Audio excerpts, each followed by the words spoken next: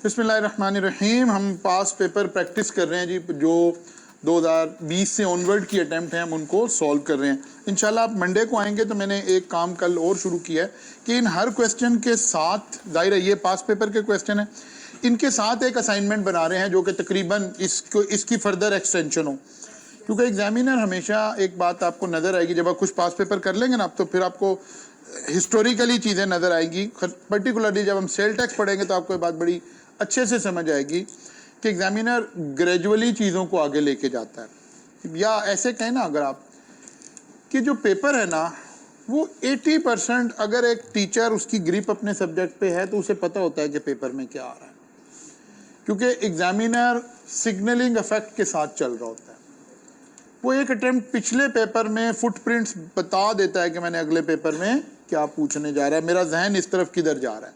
तो ये बात जब आप ऐसे चलेंगे ना 2020, 21, 22, 23 कितनी अटेम्प्ट हो गई?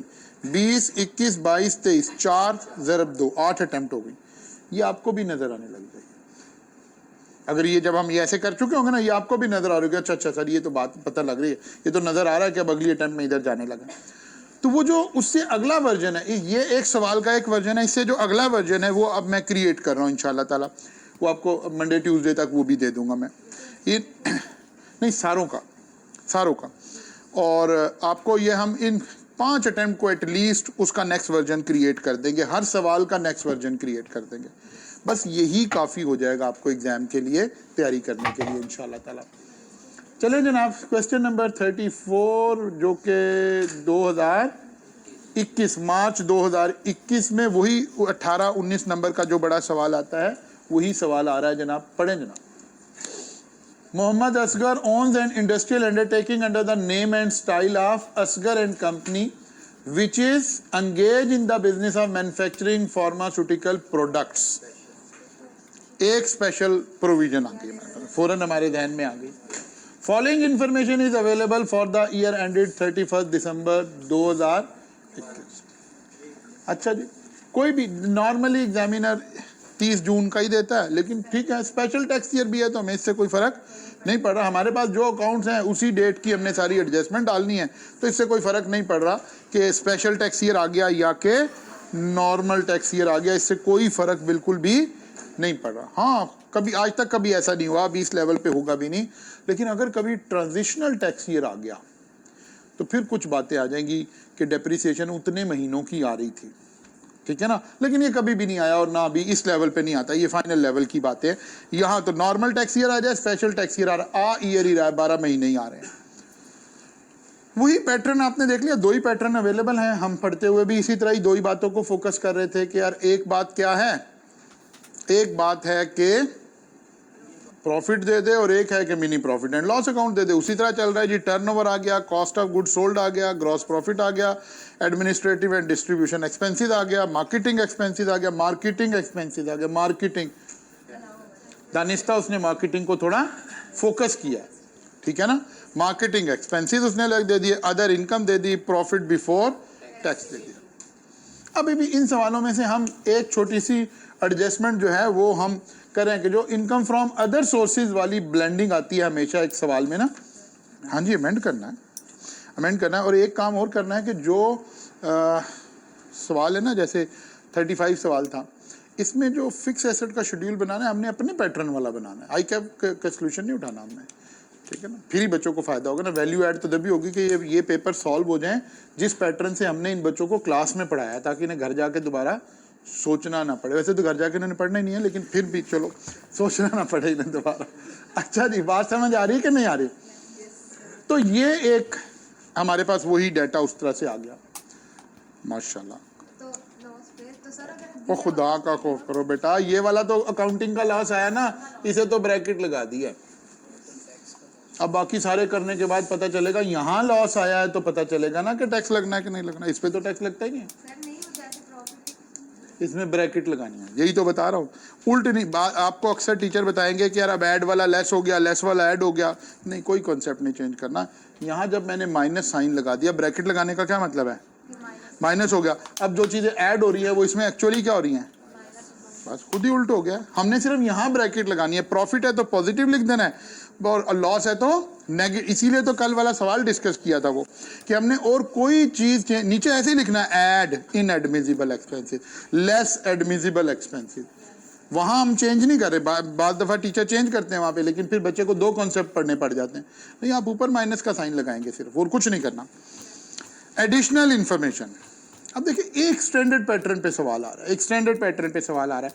सबसे पहले जब पास पेपर का सवाल कर रहे हैं, आपने 2 बातों पर हमेशा फोकस करना है, 2 बातों पर हमेशा फोकस करना है। नंबर 1, एक बिहेवियरल एस्पेक्ट है कि यार इस तरह का ही सवाल मुझे आना है तो मैं कहाँ खड़ा हूँ। आपके अंदर से आवाज आनी चाहिए, यार ये तो मैं कर लूंगा, सारा ठीक हो जाएगा। नहीं, सारा तो ठीक चाहिए भी नहीं है ना ये। और एक है कि नहीं यार, जो प्रोविजन यहाँ आई है, अब मैं इन प्रोविजन को पढ़कर वापस जाऊं स्लाइड पर, उस दिन का लेक्चर ओपन करूं, उस दिन को देखूं और देखूं कि इसमें इससे अगला वर्जन क्या था। वो हम असल में उस दूसरे टेस्ट क्वेश्चन में ऐड भी करके इंशाल्लाह आपको दे रहे होंगे, ठीक है ना। जो इसका नेक्स्ट वर्जन है वो उसमें ऐड करके दे रहे होंगे आपको। लेकिन आपको क्या करना है, प्रैक्टिस का मतलब इस सवाल को सॉल्व नहीं करना है। प्रैक्टिस का मतलब है इस सवाल को बुनियाद बनाकर अपनी सारी प्रोविजन को रिवाइज करना है। मसलन cost of goods sold include raw material of 7.5 million, know with holding tax was deducted at the time of payment. Section 21 निकालें जनाब, स्लाइड निकालें अपने पास मोबाइल पर।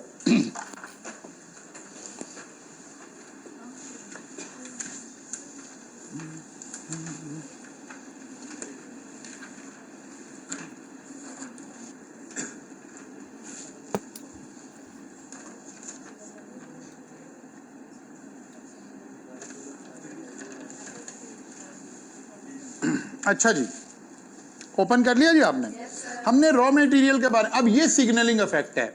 एग्जामिनर ने इस अटेम्प्ट में बताया कि भाई बच्चों ये वाली प्रोविजन अच्छी तैयार कर लो, मैंने किसी अटेम्प्ट में इस प्रोविजन की वॉट लगा देनी है, ये यही इंपैक्ट दे रहा है आपको, ठीक है ना।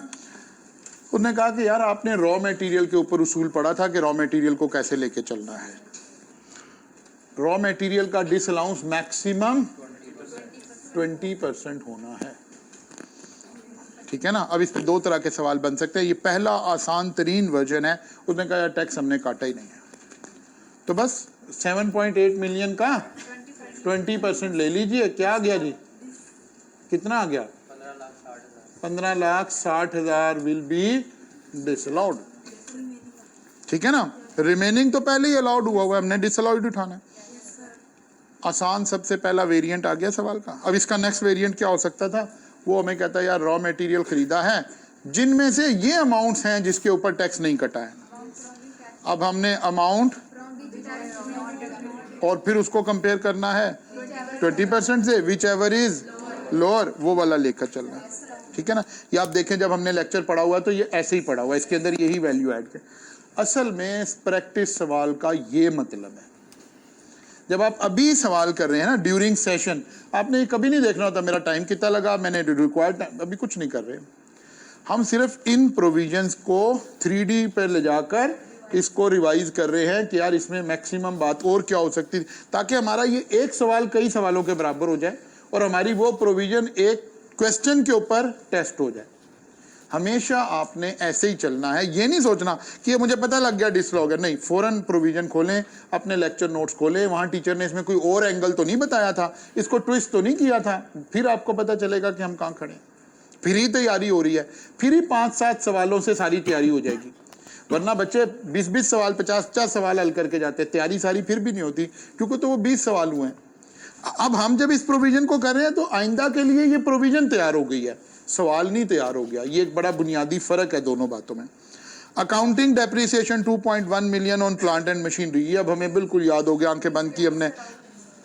प्रोविजन फॉर, जहां लफ्ज प्रोविजन आ जाए डिसअलाउ हो गया, ठीक है ना। जहां provision for doubtful debt, provision for slow moving, provision, जहां प्रोविजन आ गया वो डिसअलाउ हो गया। अच्छा जनाब, administrative and distribution expenses include, administrative and distribution expenses include 6,76,500 paid to local hotel for holding annual Eid Milad party for the employee and their family. ये है कि नहीं बिजनेस से रिलेटेड? हाँ, it is pure business expense. कोई भी आप activity करते हैं, कोई कंपटीशन करा देते हैं, कोई रिक्रिएशनल एक्टिविटी कर देते हैं, कोई बात है, that is a part of the business, इसमें तो कोई प्रॉब्लम नहीं है। अब देखें दोनों अटेम्प्ट साथ साथ जुड़ी हुई हैं।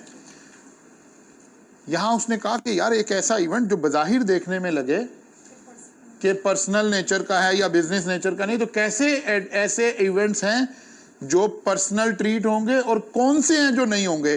तो वो कुर्बानी वाला सवाल, यही मैं कह रहा हूं कि सवाल के अंदर से नजर आ रहा होता है कि एग्जामिनर ने इसका सेकंड वर्जन अगली दफा क्या पूछना है। एक तरफ उसने कुर्बानी का एलिमेंट डाल दिया रिलीजियसली, इधर ईद मिलादुन नबी रिलीजियसली दोनों डाले। तो एक टीचर को, एक बच्चे को जो इस थीम से चल रहा है उसे नजर आ रहा होता है कि यार ये इधर वैल्यू ऐड होगा, यहाँ 360 पे सोचना शुरू करूं कि यार इसमें और क्या आ सकता है।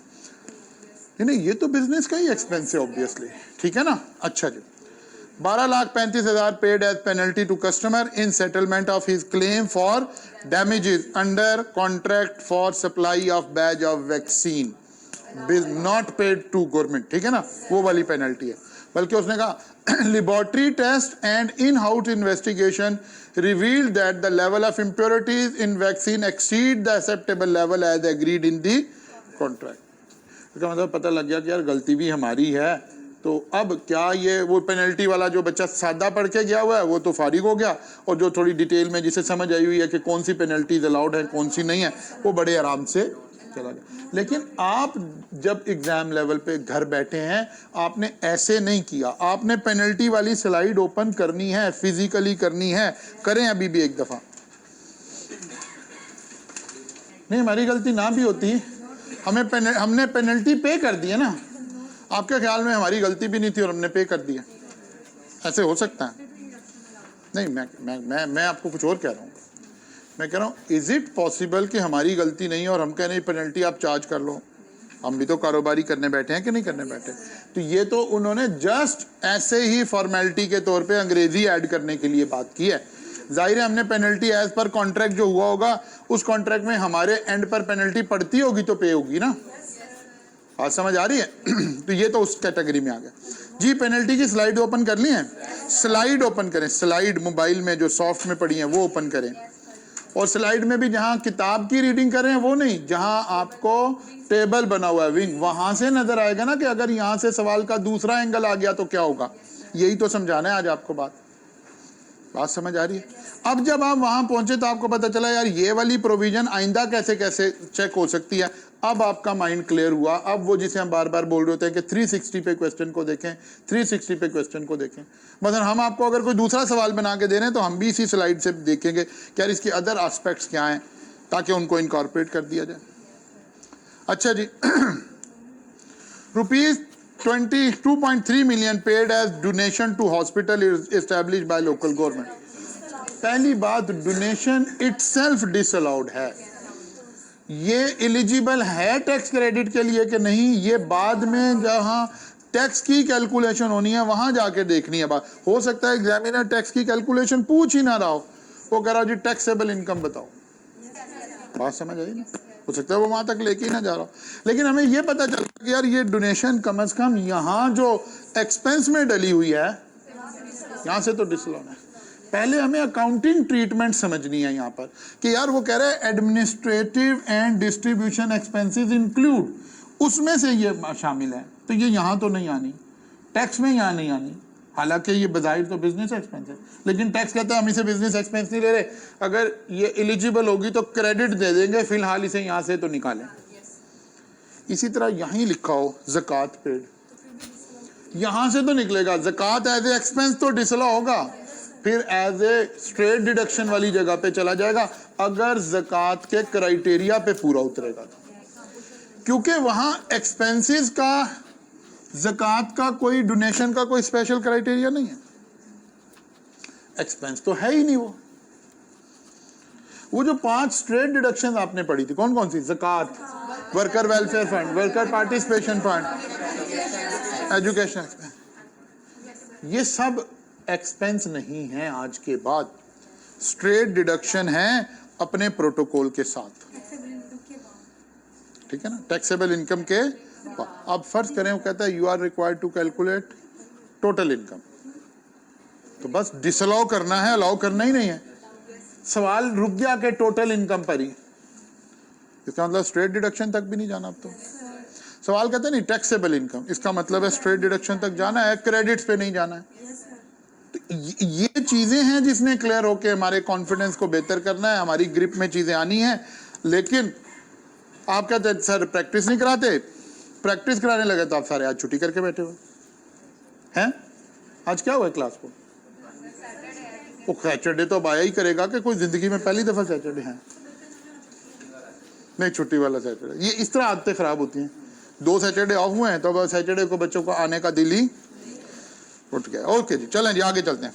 Marketing expenses include reward of 500,000, reward was paid in cash to one of. अब 2 प्रोविजन, मार्केटिंग एक्सपेंस किसके? फार्मास्यूटिकल्स के। ओपन करें प्रोविजन, ओपन करें प्रोविजन। अब जरा इसको 360 पर देखें। मार्केटिंग एक्सपेंस, तवज्जो करें जरा। मार्केटिंग एक्सपेंस, एक तो प्रोविजन हमारे पास है कि भाई 10% तक अलाउ होने हैं, 10% ऑफ दी सेल अलाउ होने हैं। तो पहले तो अलाउड अमाउंट निकालनी है ना। अलाउड अमाउंट में जो डिफॉल्ट आ रहे हैं पहले तो वो डिसअलाउ नहीं। जरा गौर करें मैं क्या कह रहा हूं। अगर कैश में पे कर दिया तो डिसअलाउ हो गया, अगर टैक्स नहीं काटा तो डिसअलाउ हो गया। अब रिमेनिंग रह गया अलाउड वाला, इसके ऊपर लिमिट लगानी है 10% वाली। अब ये बात यहां सिग्नलिंग इफेक्ट को देके चला गया है कि यार उस्ताद साहब बच्चों को इसको अच्छी तरह समझा दो, किसी दफा मैंने इधर चले जाना। बात समझ आई है? पहले जो बाकी प्रोविजन, सारी प्रोविजन जो 21 है वो सारा अप्लाई होना है ना, सारा अप्लाई होना है। अब यहां क्या क्या अप्लाई हो सकता है? मैक्स, एक तो कैश पेमेंट उसने बता दिया। एक हो सकता है यार एक बंदे को कैश तो पे नहीं किया लेकिन टैक्स नहीं काटा, वो भी डिसअलाउ। अब बाकी मेरा रह गया जो अलाउड है। अब इसके ऊपर कहता है कि भाई 10% से ज्यादा नहीं होना चाहिए। इसका मतलब है अभी भी उसने थोड़ी रियायत की आपको बच्चे को। अच्छा एग्जामिनर, हम आई के आपको बहुत बड़ा बुरा भला कहते रहते हैं, या जो मेरे जैसे टीचर हैं, बाज़ दफ़ा बच्चे समझते हैं कि यार ये सर ना बस बच्चों को मोटिवेट करने के लिए कह देते हैं कि सी आसान है, ऐसे नहीं है जैसे आप कह रहे हो। नहीं नहीं, हम उसके पीछे पूरी दलील से बात कर रहे होते हैं। एग्जामिनर हमेशा सवाल कैसे बनाता है, जैसे होता है ना कि यार चलो गलती हुई ना, बच्चे बेचारे की गलती यार जरा ढकी चुपी रह जाए, चलो कोई बात नहीं है। पहली दफा वो जब सिग्नलिंग इफेक्ट देता है ऐसे देता है। अभी ये सवाल है 2021 का, जहां वो सिग्नलिंग इफेक्ट दे रहा है कि यार ये प्रोविजन बच्चों को डिटेल में समझा दो। लेकिन उस अटेम्प्ट वाले को तो नहीं दी। उस अटेम्प्ट वालों के साथ क्या रियायत कर रहा है देखो। उसने क्या किया, उसने जो मार्केटिंग एक्सपेंस है ना, उस पर वो जो 10% वाली प्रोविजन है वो अप्लाई नहीं हो रही है। एक बच्चे ने नॉर्मल, कितना एक्सपेंस है मार्केटिंग? 19,765 में से कितना माइनस कर दूं? 500, 5 लाख है ना, ये 1000 में है ना फिगर। बाकी क्या बचा? 19,200 ये अलाउ होना है। यानी सिर्फ डिसअलाउ एक बच्चे ने कर दिया नॉर्मल नॉलेज के साथ 500। क्योंकि ये सिग्नलिंग वाला सवाल है, एक आम बच्चा जो बिल्कुल बेसिक नॉलेज पढ़ के गया हुआ था वो भी पास हो गया है, उसका कुछ गलत नहीं हुआ एग्जाम में। लेकिन ये टीचर के लिए सिग्नल है कि यार इस बच्चे की ये ट्रांजैक्शन सही करा दो, हमने किसी दफा इसको इस डिटेल में पहुंच जाना है। अब जब दोबारा आएगा ये वाली बात कभी नहीं पूछेगा। अब इसका एक अप वर्जन आएगा, फिर अगर उसके बाद पूछेगा तो फिर उसका अप वर्जन आएगा। मतलब इसका पहला वर्जन क्या है? इसका पहला वर्जन है कि ये जो एक्सपेंस है ना, इसको कर दो 25,000। अब कैसे अप्लाई होना है? पहला वर्जन इसको कर दिया 25,000। अब कैसे अप्लाई होना है?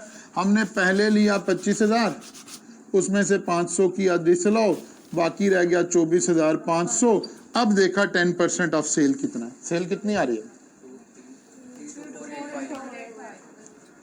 3 नहीं, आप 10% ले लो ना, कितना 3 2 4 8 5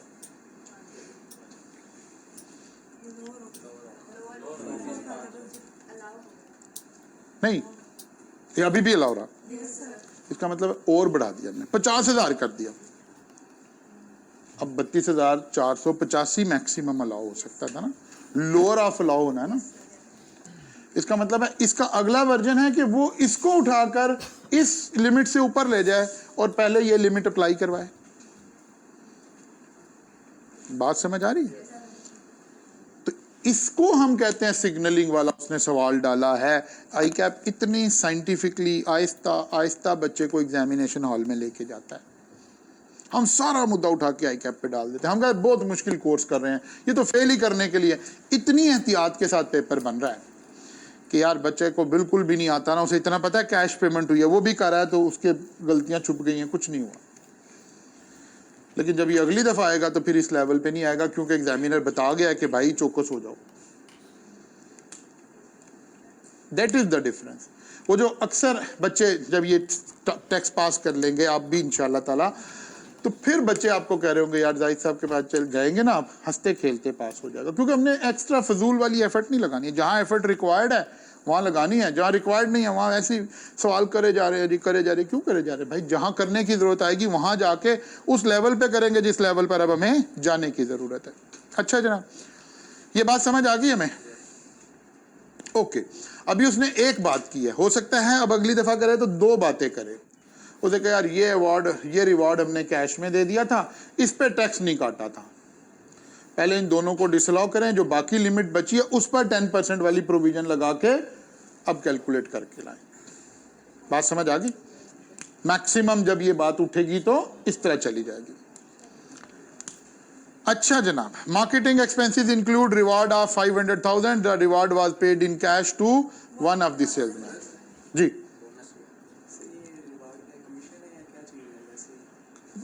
मार्केटिंग एक्सपेंस है ना, किसको दे रहे हैं? कमीशन भी हो, कमीशन की तो कोई सेपरेट प्रोविजन पड़ी नहीं है, वो तो थर्ड शेड्यूल आइटम की है। कंफ्यूज नहीं करना, वो थर्ड शेड्यूल आइटम की है। वो कल वाला सवाल था कि भाई थर्ड शेड्यूल आइटम है तो वो प्रोविजन लगानी है, अदरवाइज तो नहीं लगानी। अच्छा जनाब, आगे चलेगी अदर इंफॉर्मेशन और सेकंड हैंड प्लांट। देखें एक बात उसने पकड़ी है हर सवाल में। हम कहते हैं यार आई कैप में सवाल आता है, कभी आया ही नहीं होता, कभी देखा ही नहीं होता। और यार हर अटेम्प्ट में आ रहा है, पेनल्टी वाली बात हर अटेम्प्ट में आ रही है।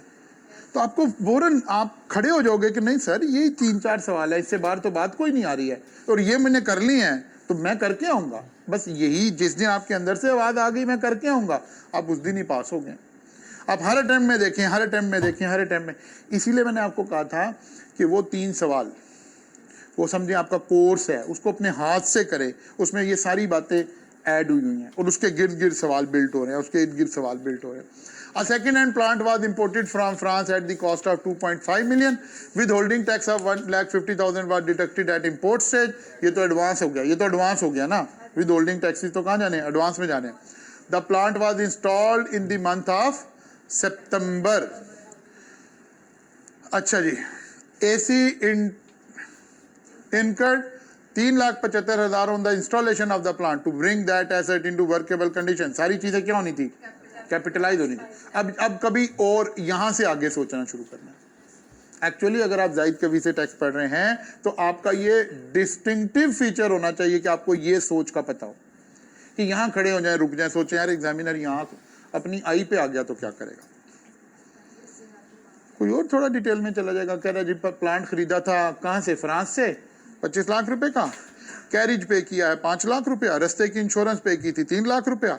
तो मैं पता लग गया यार कोई बात नहीं, हमने एक फिक्रा सुना हुआ है, to bring that asset into workable condition. अब क्या इस काम के लिए 10 सवालों की प्रैक्टिस करेंगे? नहीं, यहाँ खड़े होके बसीरत के साथ इसको सोचेंगे और 360 पर इसको रोटेट करके सोचेंगे। यहाँ एग्जामिनर, इस प्रोविजन में एग्जामिनर क्या कर सकते। एक तरीका नहीं जी, नहीं 10 सवाल, 40 सवाल करने हैं जी इनकम फ्रॉम बिजनेस वाले। वो भाई क्यों करने हैं 40 सवाल? 4 को 40 के बराबर कन्वर्ट करना सीखना है, ये आर्ट है, ये काम है टीचर का, मेंटोर का ये काम है। आपको खड़ा करे, आपको कहे अब ये एक सवाल आप कर रहे हो 3, 4, 5 सवालों के बराबर हो गए। नहीं, एक्स्ट्रा क्लास भी रख लें, संडे को भी रख लें, शाम को भी आ जाएं जी। फरवरी की 18 तारीख तक टैक्स ही पढ़ाए जा रहे हैं। नहीं, 1 फरवरी को हमने आपको टैक्स नहीं पढ़ाना, खत्म। पूरा महीना आप बैठे रिवीजन करें। वहां जोर लगाएं जहां रिक्वायर्ड है। वैसे सोचना सीखें जो आई कैप कह रहा है। आपका आधे से ज्यादा पेपर 2020, 21, 22, 23 इन 4 अटेम्प्ट के अंदर लिखा हुआ है। जो आपकी आंख, हमने वो कहते हैं ना, पर्दा आपका हटाना है, आपको भी नजर आना शुरू हो जाएगा। ये कोई इल्म गैब थोड़ा है कि जो मुझे नजर आ रहा है आपको नहीं नजर आ रहा। इन 4 अटेम्प्ट का एक सवाल हमने क्लास में ऐसे सॉल्व करना है, खत्म हो गई। बाकी का जो टाइम बचा है कॉस्ट पे लगा लें, जहाँ लगाना है वहाँ लगा लें, इंट्रो पे लगाना है, FR1 पे लगाना है, जहाँ लगाना है लगाएं, बिस्मिल्लाह। हमने आज अपने आप, खैर बी लॉ मेरे से पढ़ के आए हुए या जो बच्चे अभी पढ़ रहे होंगे, हमने आज से टेस्ट सेशन बी लॉ में भी शुरू कर दिया है, सी लॉ में भी शुरू कर दिया। 1.5 महीना पहले भी आप खड़े हैं। अभी तो सेशन का 1.5 महीना रहता है, 1 महीना अगला रहता है, यानी एग्जाम से तो अभी आप तकरीबन 2.5 महीने दूर है। कोर्स हमारे कंट्रोल में आ गया हुआ, सारा कुछ होगा। ये ज़रा बिजनेस इनकम और कैपिटल गेन ख़त्म हो जाएगा। कैपिटल गेन के साथ हम अगले सैटरडे को शायद यहाँ खड़े होंगे। आप समझो आपका टैक्स का टेस्ट सेशन शुरू हो जाएगा, सारा हमें पता लग जाएगा। हमें 3 ही मेन बातें सीखनी थी, एक सैलरी, एक इनकम फ्रॉम बिजनेस और एक इनकम फ्रॉम कैपिटल गेन। बस पेपर इसके गिर्द खड़ा है, बाकी सब एज ए फॉर्मेलिटी पढ़ना है हमने, बस पढ़े। चैप्टर यहाँ खड़ा है, चीज़ें आइडेंटिफाई हो गई हैं। ये 4 अटेम्प्ट हैं, मल्टीप्लाइड बाय 2, 8 पेपर हैं। इनको बसीरत से करना शुरू करें, दैट्स इट। इतनी बड़ी किताबें तो फलां तो दिमाग, किसी चीज़ की ज़रूरत नहीं है। लेकिन ज़रूरत है कि पहले इस मज़हब को ज्वाइन करें, इस फ़लसफ़े को ज्वाइन करें कि यार मैंने सवाल को खड़े होकर रोटेट करके सोचना है अपने दिमाग को। मैंने ये एंट्री से जंप करके सवाल सॉल्व करके आगे नहीं जा रहा। मैंने उस दिन का क्लास का लेक्चर खोलना है, मैंने सर की स्लाइड खोलनी है, मैंने देखना है, खुद भी सोचना है यार यहाँ क्या कहानी करा सकता है। यहीं पे वो कहता है भाई ये प्लांट जो है ना, इंपोर्ट करने पे गवर्नमेंट ने रिबेट दे दिया। अब ये सारी पेंडिंग बातें हैं ना जो यहाँ आ सकती हैं, तो क्या 25 सवाल हल करें इसके लिए? नहीं, यही सोच लेते हैं कि यार अगर रिबेट इनकम में जा रही है तो बस फिर इधर कुछ नहीं करना, और अगर इनकम में नहीं जा रही है तो फिर इधर कॉस्ट में से माइनस कर लेनी है बात। ये यही होना है सारा काम। बात समझ आई है? ओके जी, ये तो नॉर्मल वाली बात हो रही है। ये सिग्नलिंग इफेक्ट जरूर है कि सर जी बच्चों को बता दें, समझा दें कि मैंने प्लांट एंड मशीनरी की जिस दिन वाटर लगाई तो क्या क्या चीजें लग सकती हैं इसमें, वो आपने सीखनी है। हर हेड में एक लिमिट है, उससे आगे नहीं जा सकते क्योंकि वहां लॉ में उसकी प्रोविजन कोई नहीं है। फिक्स एसेट ये मैं अक्सर ना जब रिवीजन करवाता हूँ ना, फिर मैं इस तरह के कुछ तावीज बना के आपको देता हूँ। चलो एक छोटा सा वैसे ही आपको सोचने के लिए, फिक्स एसेट्स जैसे आप 3-4 काम कर रही है ना, अब हम सोचना शुरू करते हैं इन 3-4 सवालों में हमने क्या लर्न किया। सबसे पहला सवाल कि fix asset wrongly charge to expense. पहला काम आपने क्या सीखा है कि अगर fix asset wrongly charge to expense charge हो गया है तो क्या करना है, ये हमें पता है। ठीक है ना? एक है एक्सपेंस तो नहीं चार्ज हुआ, चार्ज तो कैपिटलाइज ही हुआ है, लेकिन कॉस्ट गलत कैलकुलेट कर लिया। जैसे यहाँ पर कोई रिबेट वाली बात आ जाए, गवर्नमेंट ग्रांट वाली बात आ जाए, या कोई चीज़ एसेट तो 25 लाख का था, उसने रास्ते की इंश्योरेंस एक्सपेंस कर दी, रास्ते का कैरिज एक्सपेंस चार्ज कर दिया। अब ये पार्टली आ गया, ये भी काम हमने कर लिया हुआ है। नहीं, जो एक्सपेंस हुआ है उसे डिसलॉ करो, इसे लाके कैपिटलाइज करो, सही वाली डेप्रिसिएशन, सही वाला इनिशियल अलाउंस निकालना पड़ेगा। अब हर सवाल का बुनियादी इंग्रेडिएंट है कि नहीं है ट्रांजैक्शन, हर पास पेपर का बुनियादी इंग्रेडिएंट है कि नहीं है। तो बस इसको यहाँ सोचकर अपना एक जहन बनाएं कि यार इसमें मैक्सिमम क्या आ सकता है। किसी एक सवाल पे खड़े होकर सोचना शुरू कर दें कि यार अच्छा अगर वो ये कह देता, यहाँ उसने 25 लाख कहा और साथ ही उसने कहा कि जी 3,75,000 on installation of the plant which is included in administration and distribution expense. एक हिस्सा उसका नजर भी आ रहा है। पहले तो 3,75,000 क्या करके हैं, डिसलॉ करके हैं, ये तो कैपिटलाइज होना था, इसको उठा के कैपिटलाइज करेंगे, और क्योंकि ये एलिजिबल डेप्रिसिएबल एसेट है तो फिर इनिशियल अलाउंस भी ऐसे जाएगा। अब हम कह रहे हैं कि नहीं ये तो आ गया यार, अगली दफ़ा एग्जामिनर इससे डेप्थ में चला जाएगा। आप एक्सपेक्ट करें और उस वक्त दाद दीजिएगा अगर अल्लाह ने ऐसा कर दिया तो, कि गवर्नमेंट ग्रांट इसके अंदर आ जाए, गवर्नमेंट ग्रांट इसके अंदर आ जानी है, क्योंकि एसेट से रिलेटेड यही बातें हैं ना हमारे पास। एग्जामिनर ने कोई नई चीज़ दुनिया में ईजाद थोड़े कर लेनी है। ऐसे सोच के 4-5 सवाल भी कर लेंगे तो वो 50 सवाल हल करने से ज़्यादा अच्छे हो जाएंगे, बिकॉज आपका जहन खुल जाएगा, आपका मिजाज उसमें कन्वर्ट हो जाएगा, जो लेस एफर्ट के साथ, स्मार्ट वर्किंग के साथ अपने कॉन्सेप्ट से जंग करने की सोचेंगे। हमें तो वो किताबें देखकर गुस्सा चढ़ जाता है कि जहाँ 50, 60, 70 सवाल प्रैक्टिस के डाल दियो, खुदा के बदलो ये आज का बच्चा ये सवाल कर सकता है? नहीं कर सकते। कैसे कर सकते? बहुत ज़्यादा 10 सवाल बस, दैट्स इट। उस पर खड़ा करे बच्चे को, बच्चे के कॉन्सेप्ट को खड़ा करे। बच्चा वो लोड कॉन्सेप्ट का उठाने के काबिल हो, वो सवालों ने नहीं उठाना, आपने उठाना है।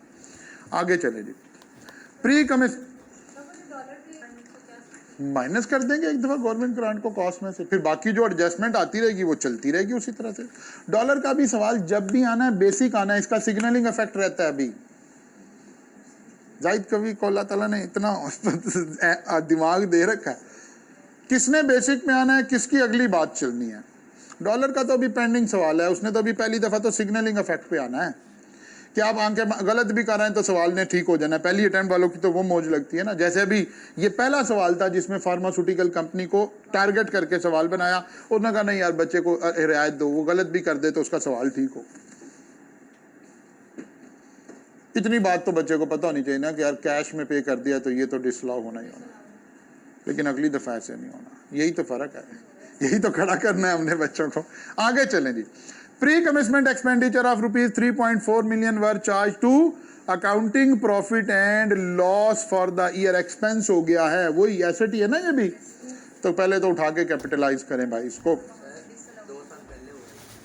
अच्छा 2 साल पहले हुआ, ओके कोई बात नहीं है, ओके वेरी गुड, डेट से भी लेके चलना। ये 2 साल पहले हुआ, उस वक्त हो गया था, इसका मतलब है उस वक्त से हम इसकी एक एडजस्टमेंट बना के चल रहे होंगे।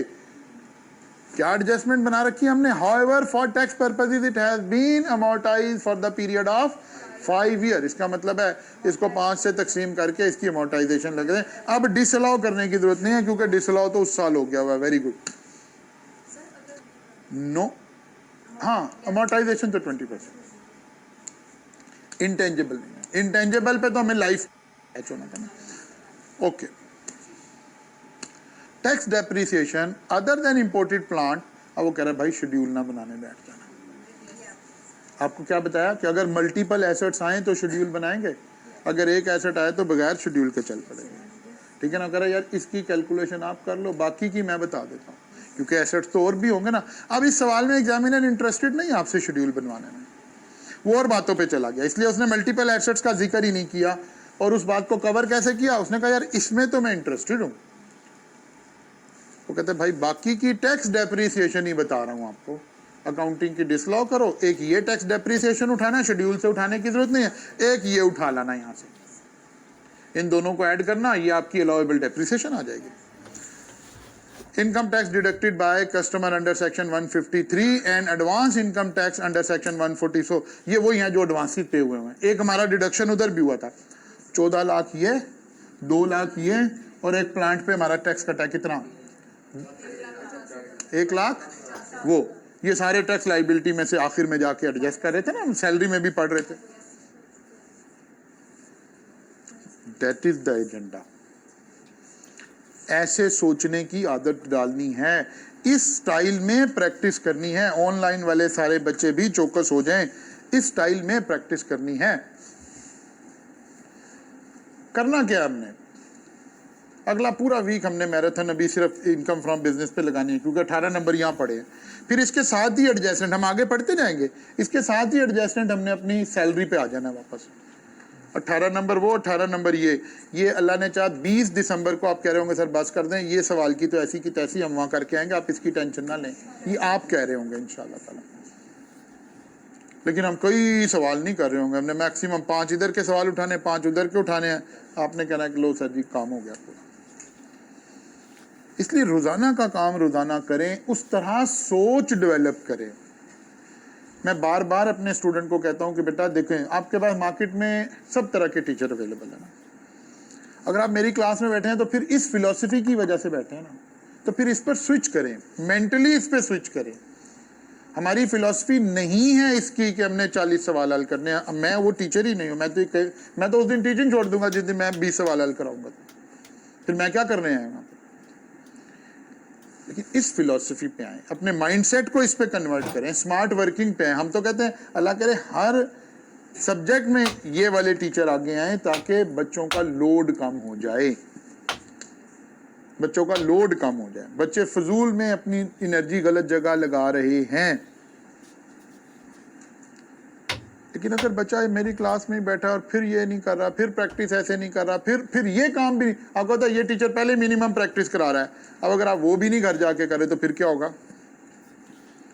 एक टीचर्स का ख्याल है, मैं उन्हें गलत नहीं कह रहा, ये नजरिया है ना, इंसानी राय है। एक टीचर का ख्याल है कि बच्चा सवाल कर करके सीख जाएगा।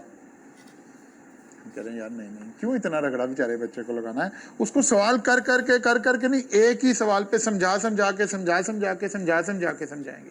ये मेंटोर का काम है कि आपकी सोच को समझा दें। यहाँ पर उस बेचारे के जिम्मे क्यों लगा दिया, ये तो काम तो मेरा था, मैंने अपना काम उठा के आपको दे दिया। और मजे की बात ये, बच्चा कह रहा है ये बड़ा अच्छा टीचर है, ये बड़ी प्रैक्टिस कराता है। वो यार उसने तो अपना काम भी आपके गले में डाल दिया उठा कर। ये तो टीचर का काम था कि वो आखिर में बिल्कुल जब सेशन खत्म हो जाएगा फिर आपको हर एक्सपेंस का एक तावीज देना, मैंने बकरा चलो बेटा बस अब इससे बाहर कुछ नहीं। क्योंकि वो अभी समझ नहीं आना ना, वो आपकी जरा वो वाली मेंटेलिटी डेवलप होगी, वो कंप्रीहेंसिवनेस आएगी। फिर आप कहेंगे सर ये तो सारा सेशन आपने हमें क्या कराया, सीधा ही ये करा देते। नहीं, वो सीधा हो ही नहीं सकता था ना, सीधा तो नहीं हो सकता। तो वो जब भी समझ आना है। आप टेक्स्ट से एक दिन पहले वेले बैठे होंगे घर में आराम से सुकून से, आप पढ़ नहीं रहे होंगे क्योंकि आपके पास 4 पेजेस होंगे जिसमें आपको अपने रिवाइज करने होंगे, बस खत्म बात। सेल टैक्स का एक सवाल, यहाँ के 3 4 5 तावीज़ात वो आपने पढ़ने हैं और ख़त्म कहानी। लेकिन करना जब है जब आप ये सेशन मेरे साथ ऐसे लगा रहे हैं कि आपका कॉन्सेप्ट बन रहा है। आज क्या तारीख है, 9 तारीख। लो जी 20 दिसंबर को इंशाल्लाह ताला 18 नंबर वो 18 नंबर ये 36 नंबर आपके 100% कंप्लीट हो चुके होंगे। और इसके साथ में ही अलाइड सवाल आने हैं ना, यानी कोई तकरीबन 40-45 नंबर का आपका न्यूमेरिक पार्ट बिल्कुल 100% तैयार होगा। छुट्टी अवॉइड करनी है आपने। ये वाले बिहेवियर में ना आ जाए जो ये क्लास का आज का बिहेवियर हुआ है। क्या कह रहे हैं, इससे अच्छा फ्रूट है जो मैं आपको दे रहा हूँ। चार्ट आपने खुद बनानी घर जाके, ठीक है ना। नहीं बच्चे कम की बुनियाद पे तो नहीं, हम तो उस दिन चार्ट खिलाएंगे जिस दिन बच्चे ज्यादा होंगे, यानी इसका मतलब नहीं खिलाएंगे। अच्छा जनाब, कल मुलाकात होगी, आगे चलेंगे।